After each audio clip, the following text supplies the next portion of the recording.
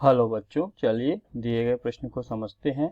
एक पैराशूट धारक ऊर्ध्वाधर नीचे उतर रहा है तथा इसके बाएं तरफ स्थित दो प्रेक्षण बिंदु जो एक दूसरे से 100 मीटर की दूरी पर हैं से पैराशूट धारक के उन्नयन कोण क्रमशः 45 डिग्री तथा 60 डिग्री है। उसकी अधिकतम ऊंचाई जहां से वह नीचे आ रहा है एवं प्रेक्षण बिंदु से उस बिंदु की दूरी जहां पर वह जमीन पर गिरेगा ज्ञात कीजिए। तो चलिए सबसे पहले हम बात कर रहे हैं मुख्य अवधारणा की। मुख्य अवधारणा के आधार पर हम बात करेंगे उन्नयन कोण क्या होता है। तो उन्नयन कोण क्या होता है? यदि कोई वस्तु को हम क्षैतिज रेखा से किसी वस्तु ऊपर की तरफ यदि हम देखते हैं, अर्थात हमारी यदि दृष्टि रेखा क्षैतिज रेखा से ऊपर की तरफ हो तो दृष्टि रेखा का क्षैतिज रेखा के साथ बनने वाला जो कोण होता है वह हमारा उन्नयन कोण कहलाता है। तो चलिए अब प्रश्न की हम बात करते हैं। माना कि कोई पैराशूट धारक किसी बिंदु पर है, तो ये बिंदु है, माना कि यहाँ पर कोई पैराशूट धारक है बिंदु सी पर।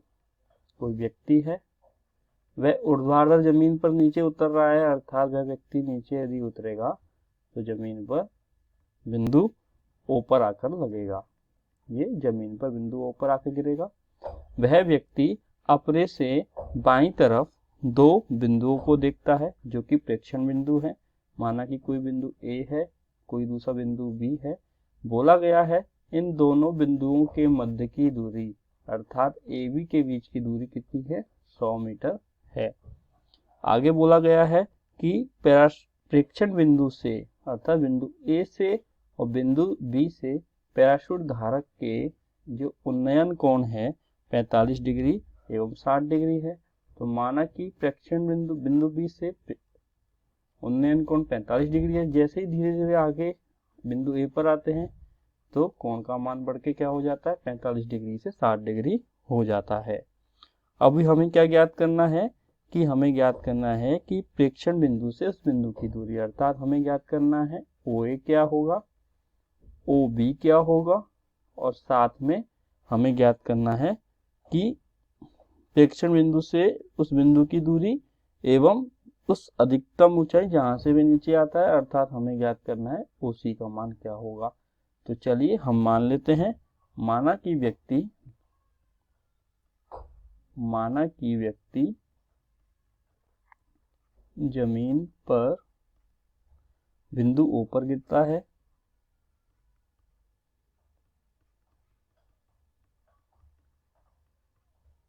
और व्यक्ति हवा में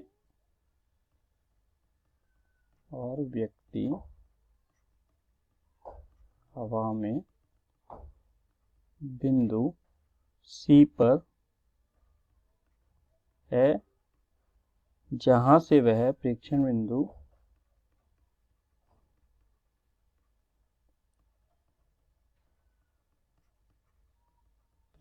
बिंदु बी व ए से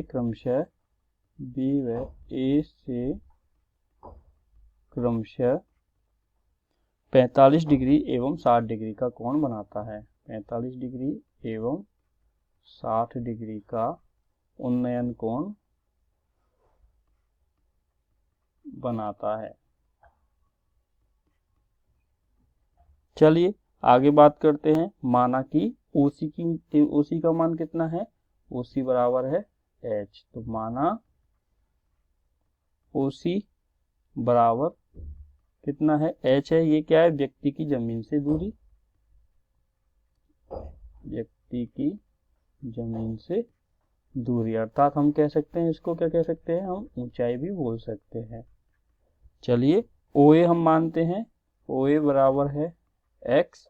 वह क्या है? व्यक्ति जमीन पर जिस बिंदु से गिरता है, व्यक्ति की जमीन से बिंदु ए तक की दूरी, और ओ भी क्या है?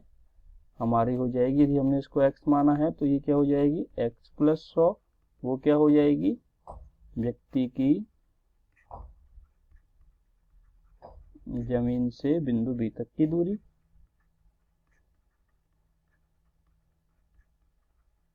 तो ये पूरी दूरी क्या हो जाएगी, ये x, उधर से 100 जोड़ देंगे तो x + 100 मीटर हो जाएगी। ये हमारी हो गई h। तो चलिए अब मान निकालते हैं। तो देखिए सबसे पहले हम त्रिभुज लेते हैं, त्रिभुज OAC से। त्रिभुज OAC में हम देखेंगे यहाँ पर OAC में कोण A बराबर क्या है, 60 डिग्री है। कोण A बराबर 60 डिग्री है। हमें निकालना है ऊंचाई का मान, तो हम लेंगे tan 60, जो हो जाएगा हमारा लंब बटे आधार। tan 60 का मान क्या हो जाएगा, tan 60 हो जाएगा हमारा OC और आधार हो जाएगा OA। OC बटे OA, तो tan 60 का मान होता है √3। OC का मान हमने माना है h, OA का मान माना है हमने x।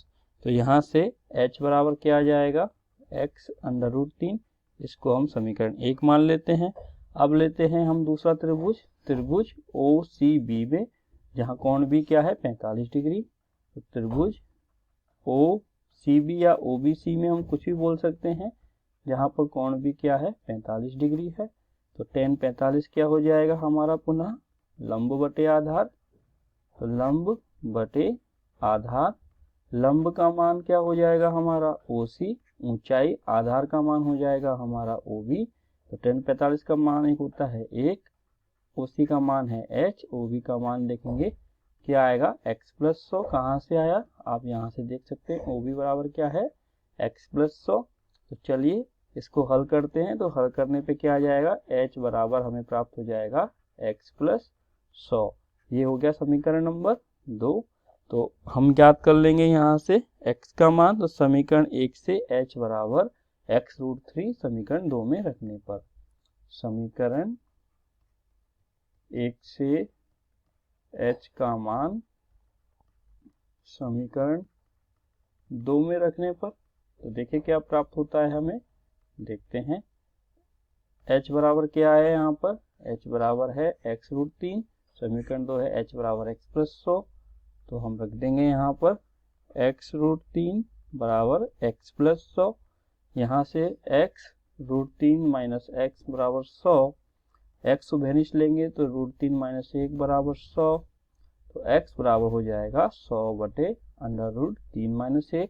यदि मैं इसको √3 + 1 से ऊपर नीचे गुणा कर दूं तो मान वही रहेगा, जिसे हम संयुग्मी बोलते हैं √3 - 1 का।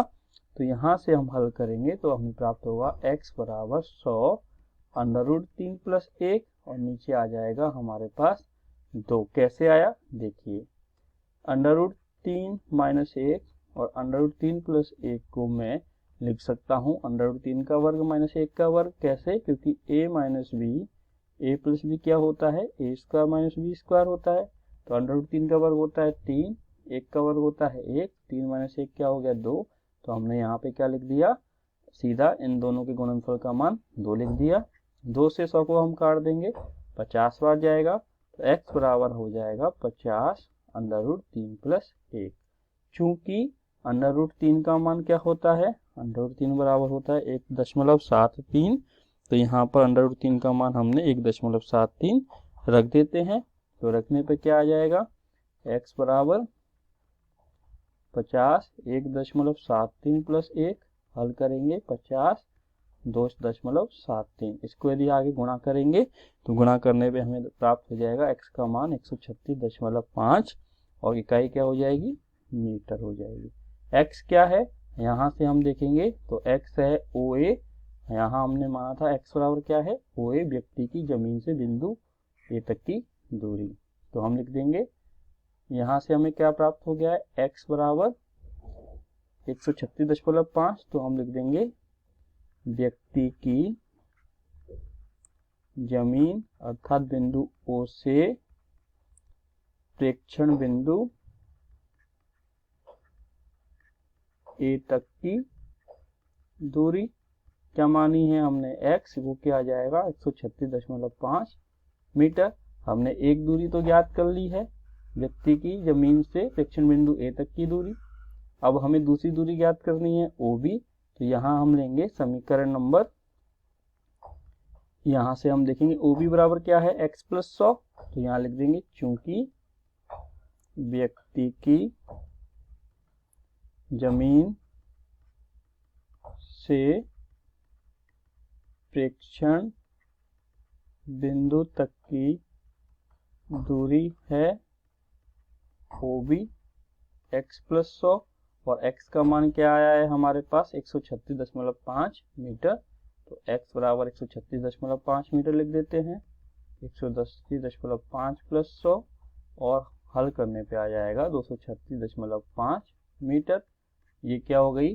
OB हो गई, व्यक्ति की जमीन से प्रेक्षण बिंदु B तक की दूरी। ये क्या है? बिंदु B तक की दूरी है।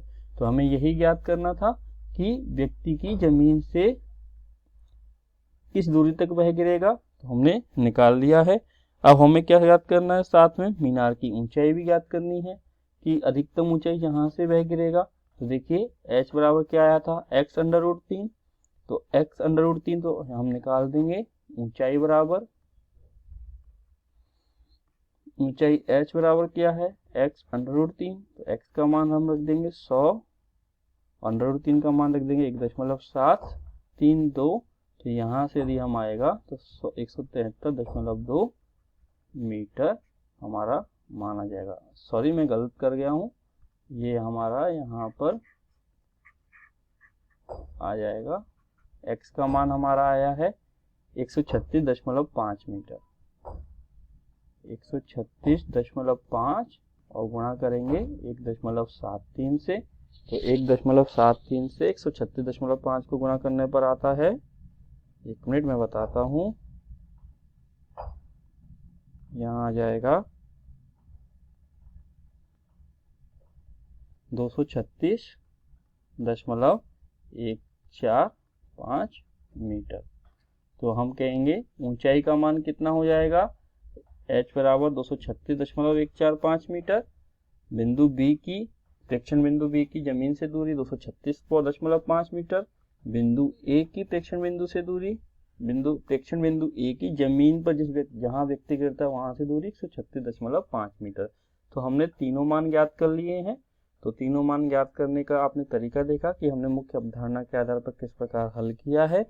आशा करता हूं आपको यह समझ में आया होगा। धन्यवाद।